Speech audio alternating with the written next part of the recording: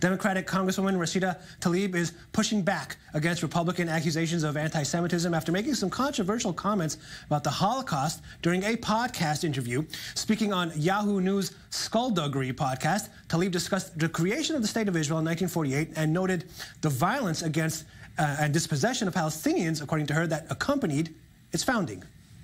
It was my ancestors, Palestinians, who lost their land and some lost their lives, their livelihood, the human dignity, their existence in many ways have been wiped out, and some people's passport. I mean, just all of it was in the name of trying to create a safe haven for Jews post the Holocaust, post the tragedy and horrific persecution of Jews across the world at that time. And I love the fact that it was my ancestors that provided that. So besides those words about a safe haven for Jews, she also said that she experienced, quote, a kind of calming feeling when I think of the Holocaust and the tragedy of the Holocaust and the fact that it was my ancestors, Palestinians, who lost their land and some lost their lives, their livelihood, their human dignity, their existence in many ways had been wiped out. Republicans especially took offense with the words calming feeling. Do you take offense? Yeah, of course. I think it's appalling what she said. It's appalling because the comparison, it's the, like I say, anti-Semitic comparison between the Holocaust and other tragedies, the tragedy of the Palestinians. Of course, there was a tragedy of the Palestinians. They lost the war.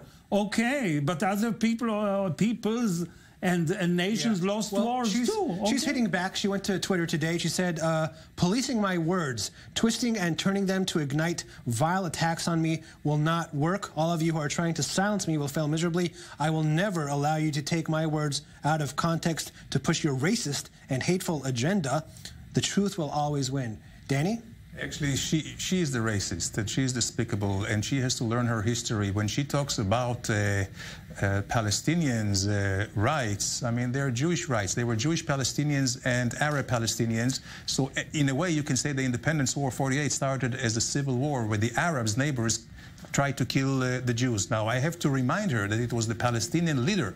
They weren't called even Palestinians, the Arab Palestinians, right? They were Jewish Palestinians. The Arab Palestinian leader, the Mufti al-Husseini, went specially to Berlin to meet with Hitler, inviting him here to kill all the Jews here. So I think she has a lot to learn, and she has to be very, very sensitive and very careful when she talks about the Holocaust. Dahlia. Well, surely you'll agree with me that there were many also positive relations between the Palestinian Arabs who were here before 48 and the Jews. And so she must be referring to many of those family stories that people tell about how we had close relationships with our neighbors. I think this is a kind of gotcha politicization. We found the words, we put the word from this part of the sentence together with the word from that part of the sentence. It's a little bit, it's absolutely overboard. Yeah, but I mean, you know, this is obviously not the first time they've done this. Alexandria Ocasio-Cortez was the same thing. Let's, you know, jump on every little, you know, misphrasing or something.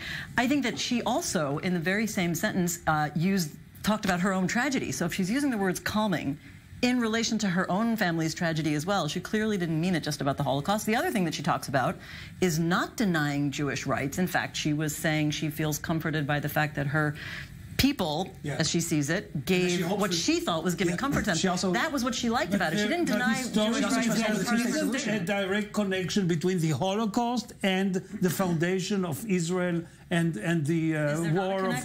No. Oh, no, okay. The Zionist movement was there before. 1917. Yeah, of course, we all know the history.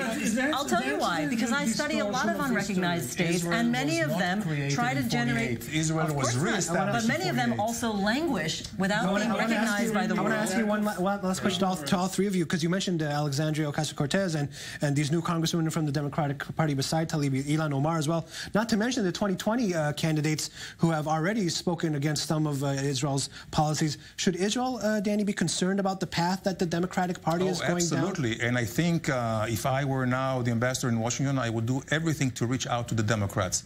However, and also I would... Netanyahu doing that? I don't know. I'm sure he does, but not enough.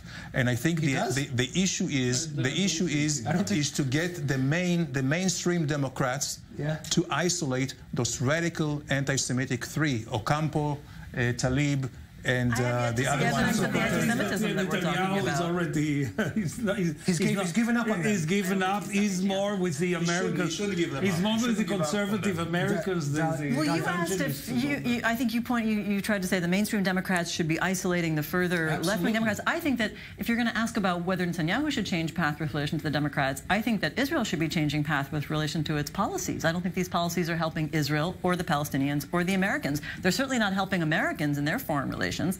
And I don't see how this strengthens anybody to just lock ourselves in and say we must.